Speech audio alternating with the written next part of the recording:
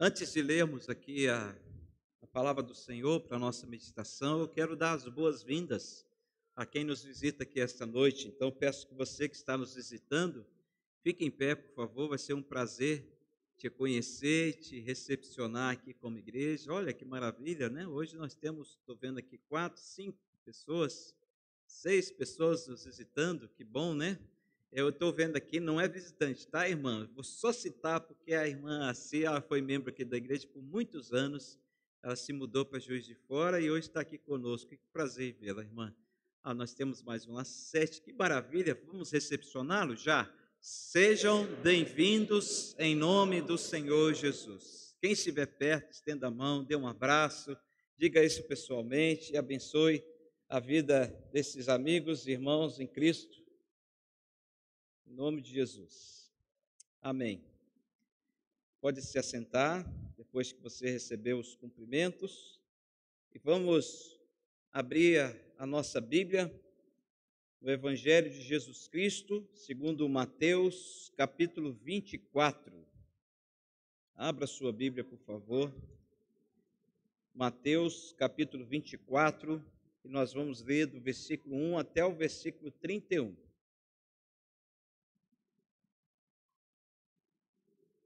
Evangelho de Mateus, capítulo 24, do versículo 1 até o versículo 31.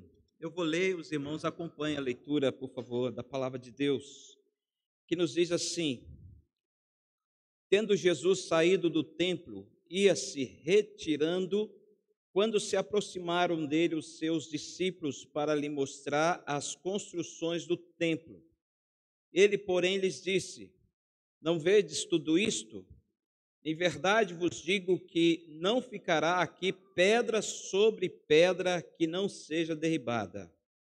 No Monte das Oliveiras achava-se Jesus assentado, quando se aproximaram dele os discípulos, em particular, e lhe pediram: Dize-nos quando sucederão estas coisas e que sinal haverá da tua vinda e da consumação do século. E ele lhes respondeu: Vede que ninguém vos engane, porque virão muitos em meu nome dizendo: Eu sou o Cristo, e enganarão a muitos. E certamente ouvireis falar de guerras e rumores de guerras. Vede, não vos assusteis, porque é necessário assim acontecer, mas ainda não é o fim. Porquanto se levantará nação contra nação, reino contra reino, e haverá fomes e terremotos em vários lugares. Porém, tudo isto é o princípio das dores. Então sereis atribulados e vos matarão. Sereis odiados de todas as nações por causa do meu nome. Nesse tempo, muitos hão de se escandalizar, trair e odiar uns aos outros. Levantar-se-ão muitos falsos profetas e enganarão a muitos. E, por se multiplicar a iniquidade, o amor se esfriará de quase todos. Aquele, porém, que perseverar até o fim, esse será salvo. E será pregado este evangelho do reino por todo o mundo, para testemunho a todas as nações, então virá o fim. Quando, pois, virdes o abominável da desolação de que falou o profeta Daniel no lugar santo, quem lê, entenda, então os que estiverem na Judéia fujam para os montes. Quem estiver sobre o eirado não desça a tirar de casa coisa alguma, e quem estiver no campo não volte atrás para buscar a sua capa. Ai das que estiverem grávidas e das que amamentarem naqueles dias. Orai para que a vossa fuga não se dê no inverno, nem no sábado, porque nesse tempo haverá grande tribulação, como desde o princípio do mundo até agora não tem havido e nem haverá jamais. Não tivessem aqueles dias sido abreviados, ninguém seria salvo, mas por causa dos escolhidos, tais dias serão abreviados. Então, se alguém vos disser: Eis aqui o Cristo, ou ei-lo ali, não acrediteis, porque surgirão falsos cristos e falsos profetas, operando grandes sinais e prodígios para enganar, se possível, os próprios eleitos. Vede que vô-lo tenho predito. Portanto, se vos disserem, eis que ele está no deserto, não saiais, ou ei-lo no interior da casa, não acrediteis. Porque assim como o relâmpago sai do oriente, se mostra até no ocidente, assim há de ser a vinda do Filho do Homem. Onde estiver o cadáver, aí se ajuntarão os abutres. Logo em seguida, a tribulação daqueles dias, o sol escurecerá, a lua não dará a sua claridade, as estrelas cairão do firmamento e os poderes dos céus serão abalados. Então aparecerá no céu o sinal do Filho do Homem. Todos os povos da terra se lamentarão e verão o Filho do Homem vindo sobre as nuvens do céu, com poder e muita glória. E ele enviará os seus anjos com grande clangor de trombeta, os quais reunirão os seus escolhidos dos quatro ventos, de uma a outra extremidade dos céus. Até aqui, que Deus abençoe-nos e fale ao nosso coração através dessa palavra. Senhor, obrigado, porque a sua palavra não mente, a sua palavra é perfeita, é eterna, é inerrante, e nós cremos na sua palavra. Ajude-nos, ó Deus, a entendermos o que o Senhor quer nos ensinar aqui esta noite e guardar em nosso coração e viver, Senhor, nessa bendita expectativa do retorno do Rei da Glória. Em nome do Senhor Jesus pedimos. Amém. Amém. Meus queridos irmãos, o título da mensagem de hoje é O que você precisa saber sobre o futuro? O que você precisa saber sobre o futuro? É claro que todos nós temos um pouco de curiosidade dentro de nós. Então, fazer uma pergunta para você pensar um pouco. Se fosse possível levantar a cortina do ano de 2023 e dar uma espiadinha, o que você imagina que você veria? E o que você veria? Que impacto isso causaria na sua vida? Como você iria reagir? Você reagiria com alegria? Você reagiria com tristeza? Você ganharia ânimo para poder continuar a jornada? Ou você desistiria de vez? Você ficaria mais firme ainda na fé? Ou você abandonaria os caminhos do Senhor? Uma coisa nós podemos ter certeza, irmãos, que nenhuma dessas alternativas negativas faz parte da vida de um cristão. Porque a palavra de Deus nos diz em Hebreus capítulo 10, versículo 39, que nós não somos dos que retrocedem para a perdição, mas somos, entretanto, da fé para a salvação e a conservação da alma. Você diz amém por isso? Nós não somos dos que retrocedem, dos que olham para trás e têm saudades do passado, dos que querem voltar a uma vida que não é uma vida e nem nunca foi uma vida digna de ser vivida. Mas nós somos da família da fé, que luta, que trabalha, que persevera para a conservação da alma. Aqui nesse capítulo e no capítulo 25, que é conhecido como o sermão profético de Jesus, ele levantou a cortina, e não somente de um ano, mas dos séculos para os seus discípulos. E ele mostrou para os seus discípulos o que estava realmente por acontecer e que ainda está por acontecer nos nossos dias e nos dias vindouros. E como você pôde prestar atenção, as primeiras informações que Jesus oferece para os seus discípulos não foram nada animadoras. Guerras, rumores de guerras, terremotos, fomes, epidemias, perseguições, traições, apostasia, enfim, se Jesus naquele momento estava com alguma intenção de consolar o coração daqueles seus discípulos, eu imagino que eles ficaram quase que desesperados. Mas aí Jesus continua dizendo: olha, mas fiquem tranquilos, que isso tudo vai acontecer, mas não é o fim não. Isso é só o começo, sabe aquela história? É só o começo, é só para vocês terem um gostinho da situação. Aí eu imagino que aqueles discípulos foram ficando ainda mais desesperados. Então Jesus consola o coração deles dizendo assim: fiquem tranquilos de verdade, porque isso vai ter um fim. E vocês vão ver os sinais de quando o Filho do Homem virá, com grande poder, e se você prestou atenção, muita glória.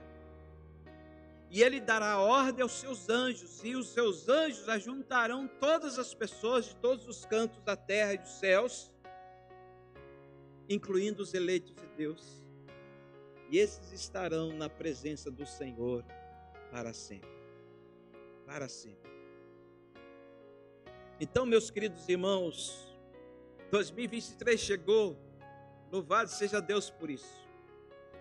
Porque para nós, não importa se muda o número na folhinha, não importa se muda o calendário, importa saber que o nosso Deus não muda, que o nosso Deus é o mesmo, Deus de ontem, é o de hoje e o será para sempre, que o nosso Deus é Deus fiel, que nosso Deus é Deus bondoso, que nosso Deus é Deus presente, é Deus conosco, é Deus que não nos desampara, que não nos abandona, mas é um Deus que está sempre nos fortalecendo. Louvado seja Deus por isso.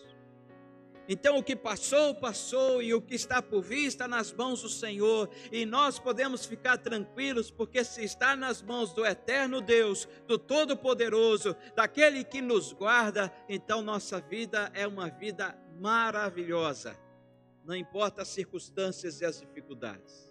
Jesus então ele começa a mostrar para os seus discípulos que a vida cristã, ela não é uma vida fácil, que a vida cristã não é uma vida light, mas é uma vida que exige sim de nós comprometimento, fidelidade e também algum sacrifício. Jesus divide então esse sermão em 3 partes, e ele fala primeiro, do versículo 14, do sinal que mostra a graça de Deus. Se você pode notar aí no versículo 14, Jesus diz assim: e será pregado este evangelho do reino por todo o mundo, para testemunho de todas as nações. Aí então virá o fim. Então o primeiro sinal que nós podemos ter certeza de que as coisas estão próximas do fim e de que Jesus está perto a voltar é a evangelização das nações. É isso que precede a vinda do Senhor Jesus Cristo. E nós notamos, irmãos, que cada nação em uma ou outra ocasião no curso da história, ela ouvirá o evangelho, porque Jesus disse, e esse evangelho será pregado entre todas as nações. Então isso é um fato, Jesus está dizendo assim que talvez, mas isso vai acontecer. Basta nós pensarmos um pouco na evolução da tecnologia, como que os meios de comunicação estão rompendo barreiras, estão alcançando lugares e pessoas distantes, onde os pés dos homens não podem pisar, a voz dos homens estão chegando, e a mensagem de Deus está entrando, e o evangelho está sendo pregado. Com esses movimentos que estamos vendo em nosso país, e vendo alguns índios saindo de suas tocas e suas aldeias do meio da floresta, índios que a gente nem sabia que existia, a gente percebe que eles já estão bem culturalizados, já estão bem instruídos, já estão bem civilizados, são índios bem informados, são índios que têm internet, são índios que estão por dentro da política, que conhecem a Constituição. Ora, se esses que moram lá, no lugar tão distante, no lugar tão reservado a nós, já têm esse conhecimento, então nós podemos ter a certeza que o evangelho também está chegando lá. Inclusive eu louvei a Deus e ver caciques que também são pastores, pregando o evangelho no meio daquelas manifestações, índios que nós podemos louvar a Deus pela vida dos missionários, por quem nós oramos, por quem nós investimos e doamos nossas finanças, e ali está o resultado, pessoas que estão tão distantes de nós, falando de um Deus que está tão próximo de nós. Isso é maravilhoso quando a gente vê. Então esse é o primeiro sinal. Mas Jesus continua falando de outros sinais. Ele fala de sinais que indicam a oposição a Deus e ao seu povo. Se você notou, versículo 9, Jesus fala assim para os seus discípulos: então sereis atribulados e vos matarão. E agora eu sei que ninguém vai dizer amém por isso. Mas aqui Jesus está dizendo assim: olha, eles vão te perseguir, eles vão perseguir você por causa do meu nome, eles vão perseguir você por causa da sua fé em mim, e eles vão a ponto de te odiar tanto que eles vão te matar. E aí Jesus fala: sereis odiados de todas as nações por causa do meu nome. E aí no versículo 10 ele fala: nesse tempo muitos hão de se escandalizar, trair e odiar uns aos outros. Eu já disse aqui algumas vezes que haverá traição entre as famílias, que o filho vai entregar os pais para a polícia da época ou para os perseguidores por causa da sua fé e vice-versa. Que irmãos da fé que saúdam hoje com a paz do Senhor Jesus, quando estiverem diante da morte, vão entregar: fulano é crente, eu não sou não, ou fui, não sou mais não, mas fulano é. Não sou eu que estou dizendo, Jesus está falando.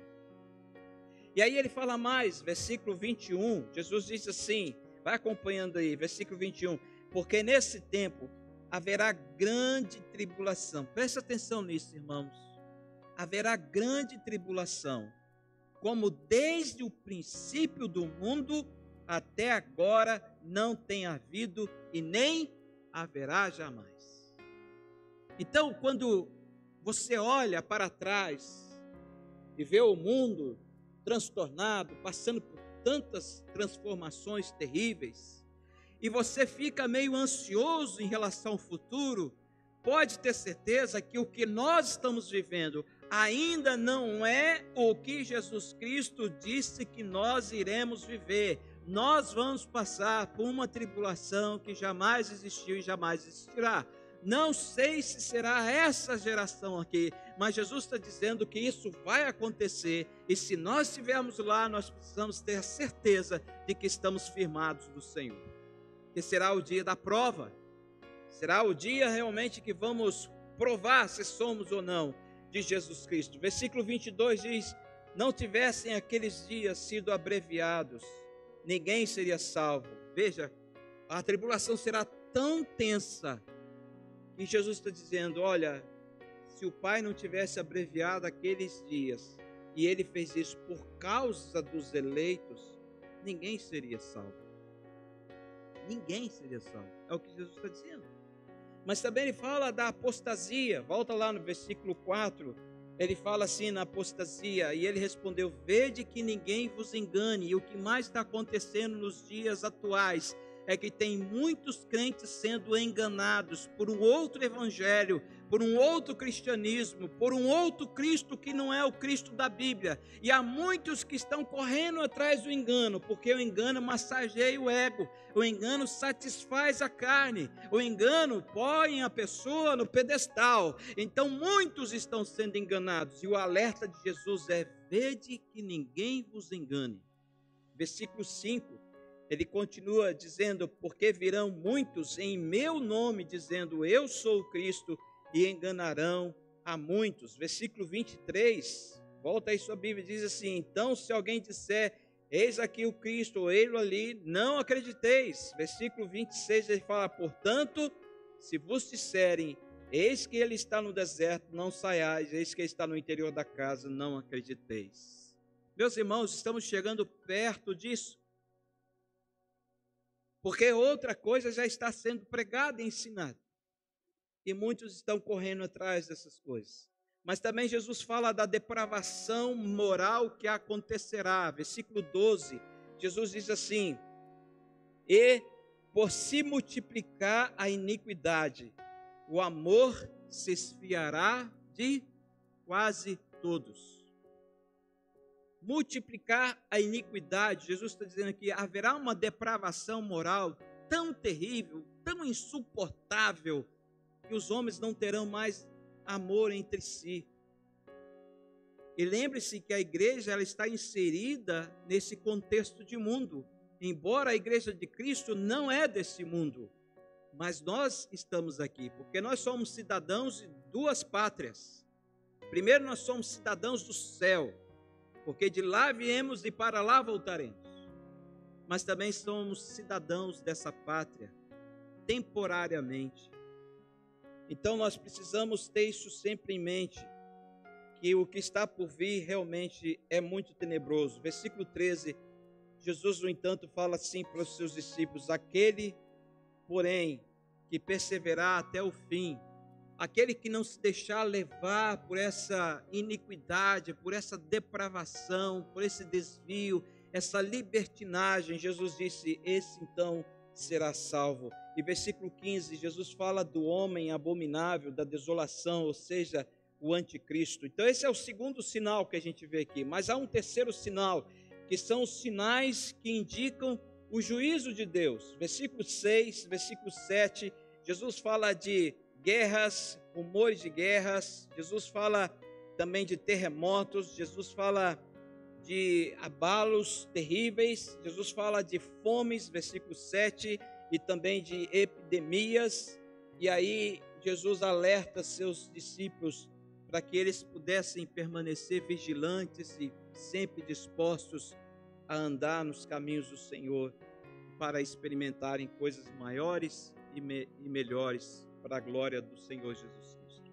Irmãos, então, à luz desse capítulo e à luz desse tema, o que você precisa saber sobre o futuro, eu quero compartilhar aqui 4 verdades que podem impactar a sua vida, a minha vida e a vida da igreja.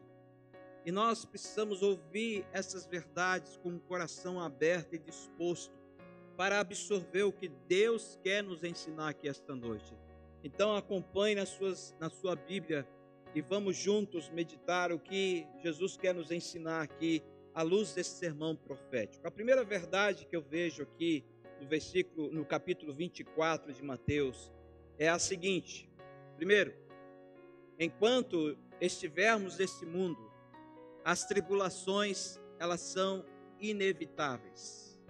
Ah, pastor, mas isso é tão óbvio. É claro, é por ser tão óbvio que muitas vezes nós estamos esquecendo disso. E porque estamos esquecendo disso, quando as tribulações vêm, muitas vezes nós caímos em pedaços. E nós nos rebelamos muitas vezes contra Deus. E nós culpamos a Deus pelos nossos fracassos e pelas nossas dores. Quando que muitas vezes a palavra de Deus tem nos alertado e tem nos ensinado, olha, nós estamos num mundo mau, um mundo incrédulo, um mundo de pecados, um mundo de iniquidades. Então é natural que os servos de Deus, aqueles que emanam a luz de Cristo, que anunciam a verdade, que são contra todas as depravações morais dos homens, sim, é possível e é necessário e é verdade que esses vão passar por tribulações. Então, como servos de Deus, é urgente estarmos sempre preparados para enfrentarmos todo tipo de situação. Jesus disse que os crentes fiéis irão sim passar por tribulações, aflições e lutas. Nós lemos aqui no capítulo 24, quando ele disse, então sereis atribulados, e vos matarão, sereis odiados de todas as nações. Veja, não é só de brasileiros, não, nós vamos ser odiados de todas as nações. E se você está atento a tudo que está acontecendo no mundo, está se levantando uma grande oposição contra o evangelho e contra o cristianismo aqui e em toda parte do mundo. Então nós estamos dentro desse contexto que o Senhor Jesus Cristo está dizendo, nós vamos passar por isso. João 16:33, Jesus disse, olha, no mundo passais por aflições, mas tende bom ânimo, eu venci o mundo. Jesus está nos alertando, vocês vão passar por isso, vocês passam por isso. E Paulo, entendendo o ensinamento de Jesus, ao escrever a sua segunda carta a Timóteo, no capítulo 3, versículo 1, ele disse, sabe porém isto, fique por dentro do que está escrito. Paulo está dizendo aqui a Timóteo, nos últimos dias sobrevirão o quê? Tempos difíceis, tempos difíceis. E ainda mais, em Apocalipse 2:10, Jesus falando para a igreja de Esmirna, uma igreja que recebeu muitos elogios do Senhor, nenhuma reprovação. Jesus disse para aquela igreja: não temas as coisas que tens de sofrer. Então Jesus não está aqui em nenhum momento passando pano, como dizem por aí.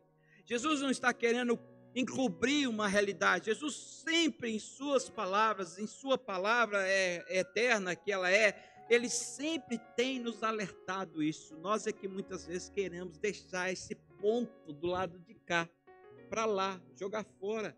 Mas é uma realidade.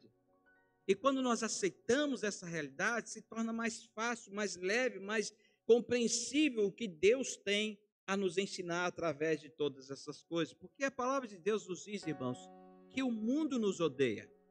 Em 1 João 3, versículo 13, está escrito: irmãos, não vos maravilheis se o mundo vos odeia. Sim, o mundo nos odeia.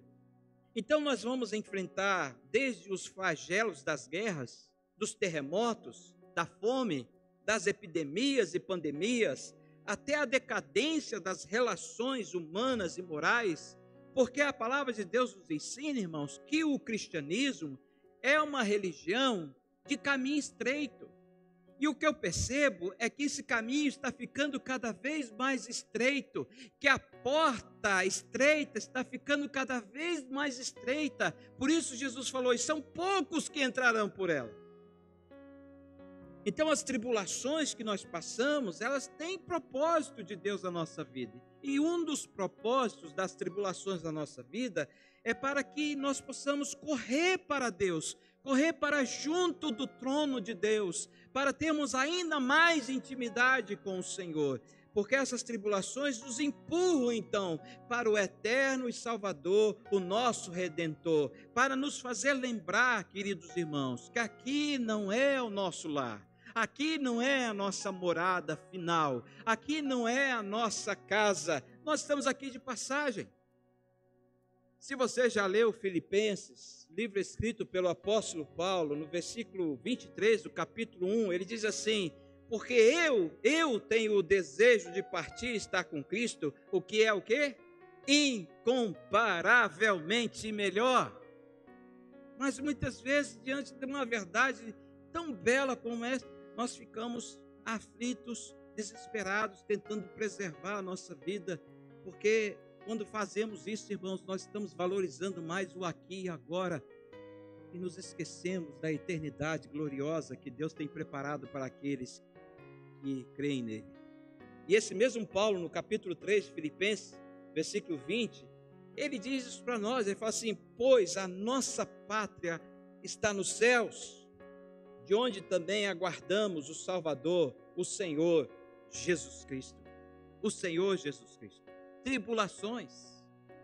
Se você já estudou sobre a vida dos apóstolos, você já pôde ver de que maneira cada um deles morreu. E o que mais me impressionou foi como Bartolomeu morreu.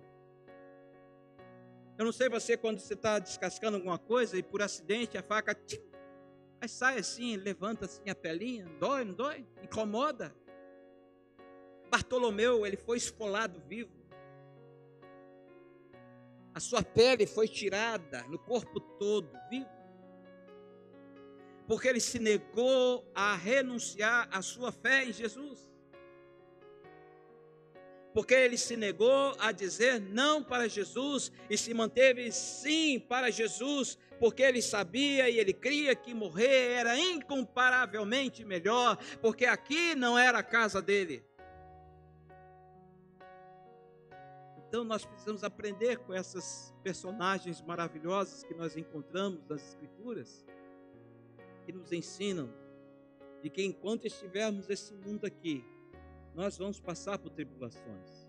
O capítulo 11 de Hebreus não está ali apenas como um estilo literário ou versos que podem até se transformar em músicas ou poesias, mas esse capítulo 11 está ali para nos mostrar que irmãos nossos do passado passaram por muitas tribulações, muitas lutas, perseguições, e morreram sim por causa da sua fé, e por isso eles estão sendo lembrados, e nós precisamos trazer isso à nossa memória, irmãos. Nós estamos dentro do contexto da história da redenção, nós ainda estamos neste mundo, nós podemos, aqueles que creem em Jesus, podemos sim dizer, temos a vida eterna, mas ainda não, temos a salvação, mas ainda não, porque ainda nós estamos dentro de um processo, e esse processo vai terminar na glorificação. Mas até lá, enquanto estivermos aqui, nós vamos passar por tribulações. Seja amanhã, daqui um mês, daqui um ano, daqui 4 anos, nós vamos passar por tribulações. Mas há uma segunda verdade aqui, importante também. Pastor, você falou que nós vamos passar por tribulações. Eu fiquei um pouco preocupado, talvez até desanimado. Mas eu quero dizer para você algo que vai encher seu coração de alegria e de gozo. A palavra de Deus nos diz o seguinte: Jesus, quando estava com seus discípulos, antes de ser levado às alturas, ele disse para eles o seguinte: eis que estarei convosco todos os dias, até a consumação do século. Então a segunda verdade que eu tenho aqui para nós é que enquanto estivermos nesse mundo, Jesus estará conosco. Não estamos sozinhos, você não está sozinho na sua luta, na sua tribulação, você não está sozinho no seu deserto, no seu vale da sombra da morte. Jesus está presente porque Ele é fiel, e porque Ele é fiel, Ele cumpre com aquilo que Ele prometeu. O seu nome já significa salvação, e o seu nome dado pelos seus pais, Emanuel, significa Deus conosco. Então o capítulo 24 e 25 de Mateus antecede o momento em que Jesus dá a grande comissão para os seus discípulos. Uma vez já ressuscitado, ele se reúne com os seus discípulos na Galileia, e ali ele dá a grande comissão: toda a autoridade me foi dada no céu e na terra, ide por todo o mundo e pregai o evangelho, batizando em nome do Pai, do Filho e do Espírito Santo. E aí ele conclui dizendo: vocês não vão fazer isso sozinhos. Eu vou estar com vocês. Eu vou estar com vocês no ano de 2022. Eu vou estar com vocês no ano de 2023. Eu vou estar com vocês no ano de 2024. Não, Jesus está dizendo o quê? Eu vou estar com vocês. Fala, igreja. Todos os dias, até a consumação, até quando chegar o fim, Jesus está dizendo: eu vou estar com vocês. Então, no seu tempo de dor, Jesus está lá. No seu tempo de angústia, Jesus está com você. No seu tempo de aflição, Jesus está lá. No seu tempo de dúvida, Jesus está lá. No seu tempo de incredulidade, Ele está lá com você. Não duvide disso. Tome isso para a sua vida e descanse nessa promessa maravilhosa. Nos dias da grande tribulação, aquela tribulação que virá como nunca existiu e nunca existirá depois, Jesus estará conosco. Nós não estaremos sozinhos. E esse Jesus, Ele é Deus, e sendo Deus Todo-Poderoso, irmãos, Ele é onipotente, onisciente e onipresente. E essa onisciência de Jesus tem que trazer em nós uma paz em nosso coração. Quando Jesus estava falando de novo para a igreja de Esmirna, Ele começa dizendo assim: eu conheço a sua tribulação. Eu conheço o que está machucando você. Eu conheço quais são as suas expectativas, as suas inquietações, os seus impossíveis. Eu conheço tudo a seu respeito, Jesus está dizendo para nós. Ele sabe e Ele vê o que cada um está enfrentando, o que cada um está lutando, quais são as batalhas, quais são os inimigos, quais são os sofrimentos. Mas Ele olha para nós com compaixão, Ele olha para nós com doçura. Ele intervém de forma poderosa, Ele nos sustenta, Ele nos guarda. Esse texto de Apocalipse 2:10, Jesus está mostrando para nós que Jesus está no meio da igreja, Jesus está sondando os corações, Jesus está conhecendo as nossas mentes, Jesus sabe tudo a seu respeito. Por isso você pode ficar tranquilo e descansado no Senhor, porque Ele te protege, Ele te ampara, Ele cuida de você. Como nós cantamos aqui, a bondade do Senhor é eterna sobre nós. e ela há de nos acompanhar todos os dias, como disse Davi no Salmo 23, bondade e misericórdia me acompanharão, me seguirão todos os dias da minha vida. Então essa onisciência do Senhor Jesus Cristo a nosso respeito é nossa convicção de que estamos bem guardados, irmãos. Nós estamos bem guardados. Quantas vezes você intentou ir por uma direção e no meio do caminho você mudou de ideia? Não é que você mudou de ideia, é que Jesus trabalhou na sua vida, o Espírito Santo trabalhou no seu coração e te fez pensar, e te fez mudar de ideia. Quantas vezes você decidiu uma coisa e aquilo que você decidiu ia trazer um dano enorme pela sua vida e de repente você muda de ideia e volta atrás da sua decisão? Mas isso acontece quando nós estamos em intimidade com o Senhor, andando no Espírito e não na carne. Então essa onisciência a nosso respeito, a convicção de que estamos sendo bem guardados. A eternidade de Jesus é a nossa garantia de que estamos bem seguros. A vitória de Jesus é a nossa certeza de esperança de que assim como Ele venceu, também nele nós somos mais do que vencedores. Então, embora as coisas que iremos enfrentar sejam assustadoras, nós podemos ficar em paz. Jesus dizendo para seus discípulos em João 16:33, ele disse assim: estas coisas vos tenho dito para que tenhais paz em mim. Nota a ênfase que Jesus dá. Para que tenhais paz. O versículo poderia parar aí. Mas ele diz, em mim. Em mim. Significa que Jesus, conhecendo quem nós somos e por causa do pecado que ainda insiste em nos desviar dos caminhos do Senhor, Jesus sabe que muitas vezes nós seremos atribulados porque vamos buscar paz fora de Jesus. Vamos buscar paz em coisas, em pessoas, em eventos. Vamos buscar paz na política, vamos buscar paz numa situação social, vamos buscar paz até na igreja e corremos o perigo de trocar a igreja por Jesus. Ou Jesus pela igreja. Melhor, né? Então Jesus é enfático aqui dizendo, vocês terão paz em mim. Não há paz fora de Jesus. Não há paz além de Jesus. A paz que o mundo dá é mentirosa, é passageira.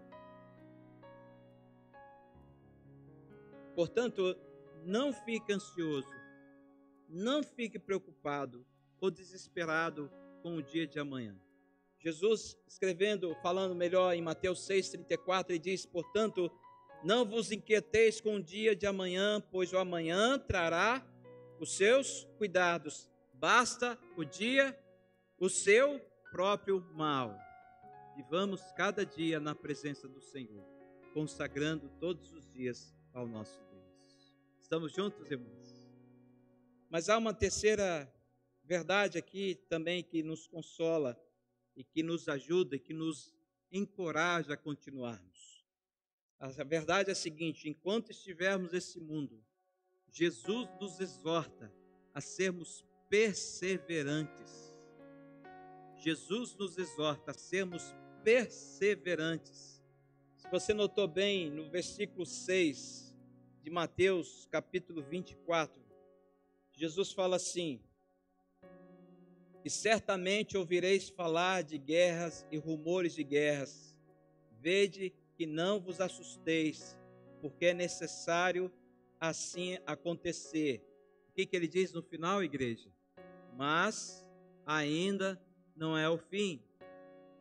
Jesus está dizendo para nós o seguinte, olha, nos dias de vocês vão ver falar de guerras, nós todos os anos ouvimos falar de guerras, rumores de guerras, ouvimos falar de coisas realmente que nos assustam, mas Jesus está dizendo assim, mas isso não é o fim. Então, quando ele fala isso não é o fim, ele está dizendo assim, vocês têm que continuar caminhando, vocês não podem desanimar, vocês têm que continuar firmes, perseverantes na fé, porque ainda não é o fim. E lembre-se do que Jesus falou: aquele que perseverar até o fim, esse será salvo. Então Jesus está dizendo para nós: perseverem. É como se Jesus estivesse lá sentado na arquibancada, torcendo por nós. Nós estamos numa corrida e Jesus vai, você vai conseguir, persevere, você está quase chegando lá. Então Jesus nos exorta a essa perseverança. Versículo 7 ele fala: porém tudo isto é o princípio das dores. Versículo 12 ele fala: o amor se esfriará de quase todos. Então ele está dizendo para nós assim: olha, não esteja você inserido nesse quase todos, persevere no amor, persevere no serviço cristão, persevere na graça, na misericórdia, persevere na fidelidade a mim, persevere, persevere, persevere. É o que a palavra de Deus nos dá sempre a entender em vários textos, em vários versos das Escrituras Sagradas. Veja, citando novamente o apóstolo Paulo em Filipenses, agora capítulo 1, versículo 14. Paulo diz assim: prossigo para o alvo. Prossigo para o alvo, apesar dos apedrejamentos, das chicotadas, das prisões, das perseguições, das calúnias, das injúrias, dos abandonos, das trairagens ou traições. Apesar de tudo, Paulo está dizendo: eu prossigo para o alvo. Quantas pessoas e quantos momentos não existiram na vida deste homem que fizeram de tudo para fazer com que ele terminasse ou desistisse sua carreira, mas Paulo falou assim: eu não vou desistir, o meu Salvador não desistiu de mim, eu também não vou desistir dele. Prossigo para o alvo, para o prêmio da soberana vocação de Deus em Cristo Jesus. Portanto, irmãos, a perseverança é fundamental para continuarmos firmes na fé e sempre abundantes na obra do Senhor. Então, para isso, Jesus nos dá algumas orientações. A primeira, ele fala assim: não tenham medo do futuro. Ele falou isso para a igreja de Esmirna: não temas as coisas que há de sofrer. Não fique com medo do que está por vir. Não tenha medo do que os homens podem fazer contra você, do quanto você pode sofrer.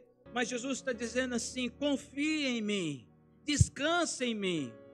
Não se turbe o vosso coração, mas credes em Deus e credes também em mim, e não pare de correr. Jesus também nos orienta a sermos fiéis a Ele até a morte. A essa igreja de Esmirna ele diz: ser fiel até a morte e dar-te-ei a coroa da vida. Então Jesus está dizendo para aquela igreja e também para a igreja de hoje que nós precisamos ser fiéis a Ele. E essa fidelidade deve ir até o dia da nossa morte. Jesus está dizendo: então não se desvie do propósito, não abandone os meus caminhos, não despreze os meus ensinamentos, sejam fiéis até a morte. O pacto que nós fizemos com Ele, Ele fez conosco, está valendo e nós precisamos cumprir com a nossa parte nesse pacto. Terceira recomendação que Ele nos dá: lembre-se das recompensas. É claro que Deus não tem obrigação nenhuma em nos recompensar de coisa alguma, porque não somos dignos e nem merecedores de nada da parte de Deus. Mas Deus é um Pai bondoso e Ele está sempre pronto a nos dar aquilo que nós não merecemos. Então Ele fala assim, no versículo 24, capítulo 24, versículo 3, Jesus fala assim: mas aquele que perseverar até o fim será salvo. Que recompensa maravilhosa! Jesus nos alerta quanto à tentação de desistir e interromper a carreira da fé. Por isso que o autor de Hebreus, no capítulo 12, ele fala assim: visto a que temos e a rodear-nos de tão grande nuvem de testemunha, corramos com que, igreja? Com que, igreja? Com perseverança a carreira que nos está proposta. E de que modo nós devemos correr? Como Paulo disse aos coríntios, não é desferindo golpes no ar, não é sem rumo, sem propósito, mas o autor diz que é olhando firmemente para o autor e consumador da nossa fé, Jesus, o qual abriu mão da glória e suportou todo tipo de vergonha por amor a cada um de nós. A igreja de Esmirna, Jesus disse assim: vocês, ao cruzarem a linha de chegada, receberão o prêmio imacessível, incorruptível. Jesus falou assim: ser fiel até a morte, dar-te-ei a coroa da vida. E essa coroa aqui quer dizer uma coroa de vitória, fazendo uma alusão aos atletas daquela época que recebiam uma coroa de louros, de uma planta que secava, murchava e depois era reduzida a nada. E Jesus está dizendo: sim, vocês receberão uma coroa que não irá se corromper jamais. É evidente que nós já temos a salvação em Cristo, temos o próprio Cristo, isso nos basta, mas Jesus está nos dando mais um incentivo acerca da coroa. E o próprio Paulo, quando ele fala de carreira, ele fala assim em 2 Timóteo 4, 6 a 8, combati o bom combate, eu perseverei, eu corri até o fim. Todos tentaram me impedir de continuar, mas o Senhor me ajudou a perseverar, e por isso ele fala: combati o bom combate. Há um bom combate a ser combatido. O nosso problema, irmãos, fala baixinho aqui para quem não estiver ouvindo ouvir melhor. O nosso problema é que às vezes nós entramos em combates que não são bons. E nota o que Paulo fala para nós: combati o quê? O bom combate. E às vezes a gente entra em combates que são danosos para a nossa vida, danosos para a nossa espiritualidade, danosos para a nossa comunhão, e ficamos ali degladiando, lutando com uma coisa que não vai nos levar a lugar nenhum. Na sua carreira cristã, peça a Deus: Senhor, me ajude a lutar o bom combate. Qual é o bom combate? É o combate da fé. É o combate da nossa crença no Senhor Jesus Cristo, da nossa entrega total. E Paulo fala: eu combati esse bom combate, eu completei a carreira, eu guardei a fé. Já agora a coroa da justiça me está guardada, a qual o Senhor, reto juiz, me dará naquele dia. Olha que convicção maravilhosa. E olha que final maravilhoso. E não somente a mim, mas também a todos quantos amam a sua vinda. Você ama a vinda do Senhor Jesus Cristo? Então Ele vai te dar uma coroa da justiça se você combater o bom combate e completar a carreira. E por fim, a quarta verdade que eu aprendo aqui, e espero que edifique a sua vida, é a seguinte: enquanto estivermos nesse mundo, vivamos todos nós na bendita expectativa da volta de Jesus. É assim que o crente vive. Nós não podemos viver na expectativa de que haverá uma intervenção militar no Brasil. Nós não podemos viver numa expectativa de que haverá um mau ou um bom governo no Brasil nos próximos 4 anos. Nós não podemos viver na expectativa de que a economia vai melhorar ou vai piorar. Tudo isso faz parte da nossa vida, sim, é verdade, mas o crente, ele olha para o horizontal sem também tirar os olhos da vertical, porque ele sabe que a sua salvação vem do alto e não de aqui de baixo. Então vivamos nessa expectativa. Não deixe que a mensagem sobre a volta de Jesus se torne um chavão na sua vida. Jesus vai voltar, e muita gente fala: Jesus está voltando, né? Eu gosto mais de falar assim: em breve ele virá, Jesus voltará, né? Porque está voltando, está parecendo que ele está meio lerdo, né? Então está meio devagar, então parece que Jesus ele pegou um atalho, ou talvez ele parou para descansar. Então Jesus, ele voltará, é isso que a Bíblia nos diz. Os sinais estão aí, mas nós temos que estar prontos para ouvir o som da trombeta. Então Jesus, ele em breve virá. Essa deve ser a principal mensagem da igreja hoje. E como que Jesus falou em Mateus 24 que ele virá? Veja, primeiro, versículo 27, Mateus capítulo 24. Jesus fala assim: porque assim como o relâmpago sai do Oriente e se mostra até no Ocidente, assim há de ser a vinda do Filho do Homem.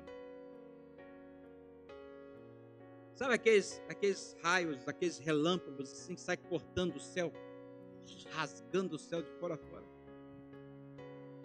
Jesus está dizendo através dessa ilustração que a sua vinda será repentina, será num piscar de olhos, virá como um relâmpago. Nós estaremos fazendo todas as nossas atividades que nós fazemos durante todos os nossos dias, e eu espero que nós estejamos fazendo as coisas que agradam a Deus, e então Jesus virá. Quem se arrependeu, se arrependeu. Quem foi convertido, foi convertido. Quem reconheceu seus erros, reconheceu. Quem pediu perdão, pediu perdão. Porque quando rasgar o céu e os anjos tocarem a trombeta, acabou a oportunidade. Então, em primeiro lugar, Jesus virá repentinamente. Em segundo lugar, versículo 30. Então aparecerá no céu o sinal do Filho do Homem. Todos os povos da terra se lamentarão e verão o Filho do Homem vindo sobre as nuvens. A volta de Jesus será gloriosa. Será pessoal, visível, será pública. Jesus virá acompanhado de anjos e também com os remidos que já estão no céu. E os povos que rejeitaram a Jesus se lamentarão. Será o dia do juízo, quando então eles sofrerão a penalidade final do juízo de Deus, causando-lhes destruição. A volta de Jesus será gloriosa. Versículo 31. E ele enviará os seus anjos com grande clangor de trombeta, os quais reunirão os seus escolhidos dos quatro ventos, de uma a outra extremidade dos céus. O que nós aprendemos aqui? Que a volta de Jesus será também vitoriosa. Os anjos recolherão os escolhidos de toda parte do mundo. Os mortos em Cristo ressuscitarão primeiro, já com corpos semelhantes ao corpo da glória de Jesus. E os que estiverem vivos naquele dia serão arrebatados e encontrarão com Jesus nos ares, e os seus corpos também serão transformados num corpo glorioso para a glória do nosso Deus e Salvador Jesus Cristo. E aí ele julgará todas as nações da terra, e ele juntará todos os homens, e a Bíblia fala que toda língua há de confessar que ele é Senhor, e que, de fato, todo joelho se dobrará diante do Senhor. Então, o que nós temos que dizer é o que Jesus falou em Mateus, capítulo 25, dê uma olhada aí, versículo 35, 34, melhor. Naquele grande dia, quando Jesus, então, tirar os seus escolhidos, reunir os seus escolhidos diante dele, aqueles que perseveraram, aqueles que foram fiéis, aqueles que não temeram as coisas que estão para acontecer, não se abandonaram os caminhos do Senhor, não procuraram um caminho largo, nem uma porta larga, mas perseveraram no caminho estreito e na porta estreita. Jesus dirá para aqueles, no versículo 34 do capítulo 25, o seguinte: vinde, benditos de meu Pai, entrai na posse do reino que vos está preparado. Desde quando, igreja? Desde a fundação do mundo. Nenhum amém. Aleluia, glória a Deus. Vinde, benditos de meu Pai. Vinde vocês que não me rejeitaram, que não me abandonaram, que não renunciaram a sua fé em mim. Vinde, benditos de meu Pai, vocês que não desanimaram, vocês que não desviaram, mas vocês que honraram o meu nome, que pregaram esse evangelho, que testemunharam da minha graça, que foram fiéis a mim até a morte. Vinde, benditos de meu Pai, entre agora e tome posse do reino que está preparado para vocês desde a fundação do mundo. Por isso, meus irmãos, nós podemos afirmar com toda a convicção: o mundo passa, as coisas passam, mas o reino de Deus permanece para sempre. E se nós estamos inseridos no reino de Deus, então nós podemos já cantar o hino de vitória, porque a vitória é nossa em Cristo Jesus Cristo, o nosso Senhor e Salvador. E aí eu encerro convidando você a abrir sua Bíblia, o livro de Salmos 46. O que você precisa saber do futuro é isso. Você vai passar por tribulação, mas Jesus está convosco. Jesus está contigo todos os dias. E Jesus te incentiva a ser perseverante. Que Jesus Cristo virá para buscar você e para te dar a coroa da vida, a coroa de vitória, a coroa que não pode ser corrompida. E aí eu convido você a ler comigo em voz alta. Peço que você fique em pé, por favor.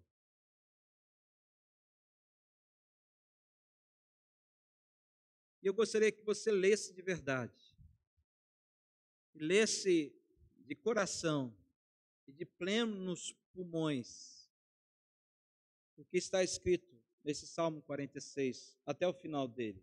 Já. Deus é o nosso refúgio e fortaleza, socorro bem presente nas tribulações. Portanto, não temeremos, ainda que a terra se transtorne e os montes se abalem no seio dos mares. Ainda que as águas tumultuem, espumejem, e a sua fúria os montes se estremeçam. Há um rio cujas correntes alegram a cidade de Deus, o santuário das moradas do Altíssimo. Deus está no meio dela, jamais será abalada. Deus a ajudará desde antemanhã. Bramam nações, reinos se abalam. Ele faz ouvir a sua voz e a terra se dissolve. O Senhor dos exércitos está conosco.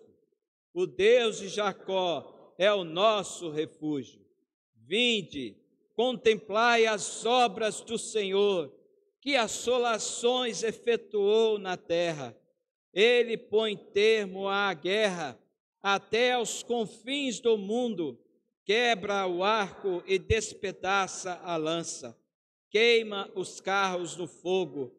Aquietai-vos e sabei que eu sou Deus, sou exaltado entre as nações, sou exaltado na terra. O Senhor dos exércitos está conosco, o Deus de Jacó é o nosso refúgio. Amém? É o que você precisa saber quanto ao seu futuro. Deus está contigo. Deus está conosco. E é isso que importa. É isso que importa. Vamos orar? Aproveite e ore, se preparando para a ceia do Senhor Jesus Cristo, hoje, que será a primeira ceia do ano. Faça desse momento um momento especial na sua vida, em nome de Jesus. Deus, obrigado pela sua palavra que não falha, sua palavra que não erra, sua palavra, Deus, que é fiel, é verdadeira. Ela nos exorta, mas também nos consola. Obrigado, Senhor, porque a nossa vida está em suas mãos. O nosso futuro está em suas mãos. E nós queremos te louvar, porque sabemos que assim como o Senhor esteve conosco ontem, o Senhor está conosco hoje e estará conosco todos os dias da nossa vida, não importando as circunstâncias, as tribulações e as lutas que iremos atravessar. Louvado seja o Senhor, Pai, por tudo isso. E nós te pedimos, Deus, ajuda-nos a aquietar o nosso coração e descansar no Senhor, sabendo que tudo isso é passageiro e que em breve estaremos para sempre no reino de Deus, o nosso Pai, que está preparado para aqueles que creem em Jesus desde a fundação do mundo. Senhor, nos abençoe agora quando iremos celebrar a ceia do Senhor. Que seja um tempo de comunhão, de renovação de votos, de intensidade, Senhor, de relacionamento contigo, Pai. Que o Senhor também gere em nós arrependimento e quebranta-nos, ó Pai, para que possamos andar no caminho da santidade todos os dias da nossa vida. É o que nós pedimos em nome de Jesus. Amém. Pode se assentar, irmãos. Eu convido os presbíteros para tomarem assento, os diáconos também, por favor.